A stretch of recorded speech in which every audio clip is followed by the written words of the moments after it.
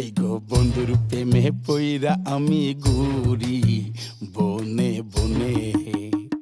Showbiz তারকাদের নিয়ে হয়ে গেল ঈদের সিনেমা রইদের স্পেশাল স্ক্রিনিং।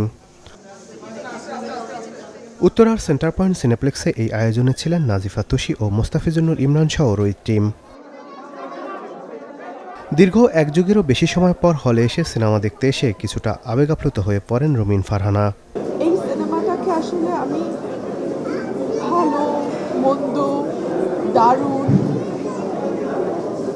এগুলো এত তুচ্ছ হয়ে যায় সিনেমাটার সামনে, আমি ঠিক জানি না আমি কিভাবে এটাকে ব্যাখ্যা করব। আমি শুধু এটুকুই বলি, আমি মুভি পাগল মানুষ। আমার অবসরই কাটে মুভি দেখে, বই পড়ে। সো আমি অনেক বছর আমি এমন মুভি দেখি নাই যেটা আমাকে এলোমেলো করে দেয়। অন্যদিকে রইদ টিমকে প্রশংসায় ভাসিয়েছেন অভিনেতা তারিক আনাম খান এবং অভিনেত্রী মেহের আফরোজ শাওন। প্রত্যেকটা অ্যাক্ট্রেসের অভিনয়, এবং সবচেয়ে বড় হলো যে পুরো ছবিটার পেছনে ডিরেক্টর থেকে টেকনিক্যাল টিম থেকে শুরু করে প্রত্যেকে যে প্রবল পরিশ্রম, প্রবল ইনভলভমেন্ট ছবিটাতে পরিষ্কারভাবে বোঝা যায়। আমার কাছে মনে হয়েছে যে রইদ আসলে শুধুমাত্র একটি সিনেমা না, রইদ একটি এক্সপেরিয়েন্স, একটি অনুভূতি।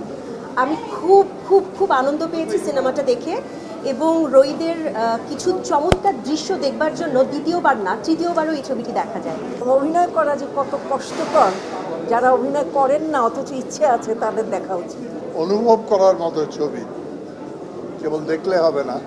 এবং আমি মনে করি এ ধরনের ছবি যদি বাংলাদেশে আরও তৈরি হয় তাহলে বাংলাদেশের ছবির মান কোথায় পৌঁছে যাবে, সেটাই চাই আমরা।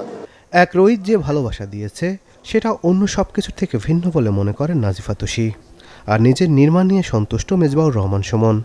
আমি আসলে বলে শেষ করতে পারবো না, নিজের কাজ নিয়ে বলছি না, এত রিভিউ আমি এর আগে সিনেমায় দেখি নাই। হাওয়াতেও মানুষ অনেক অ্যাপ্রিসিয়েট করেছে, কিন্তু এত লেখা আমি দেখি নাই। যে কোনো লেখা লিখতে তো আমি চিন্তা করি যখন ফেসবুকে দেখি যে কোনো একটা লেখা লিখতে তো 2-3 ঘন্টা প্লাস সময় লাগে না, মানে উনি লিখে ভাবে।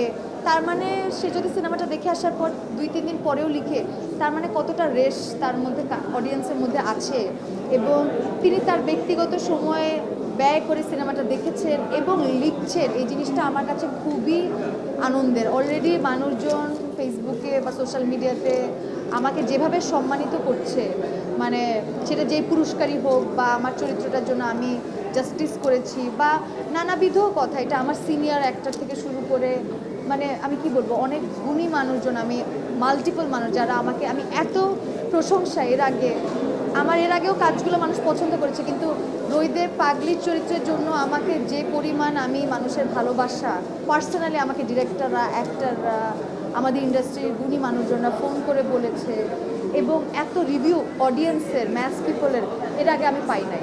এই গল্পটা যখন আমরা তৈরি করছিলাম তখন আমরা এটা ফিলোসফিক্যালি বিশ্বাস করছি যে এটা শুধু গল্প হয়ে উঠলে হবে না, এটা আসলে অনুভূতি হয়ে উঠতে হবে। সেই অনুভূতিটা প্রত্যেকটা জায়গায় হতে হবে, সেটা ওই বাড়ি বানানোর মধ্যে হতে হবে, সেটা মিউজিকের ভিতরে হতে হবে, সেটা ওই সাউন্ডের মধ্যে হতে হবে, সেটা কথার ভিতর দিয়ে হতে হবে। তো এইটাই আমাদের চাওয়া ছিল।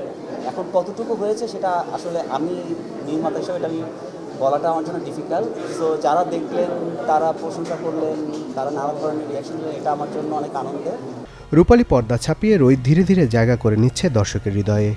সেই আবেগ ভাগ করে নিতে তারকাদের এই মিলনমালা যোগ করেছে নতুন এক অধ্যায়। কি করছো ভাই? নাদিম হাসান, চ্যানেল 24, ঢাকা।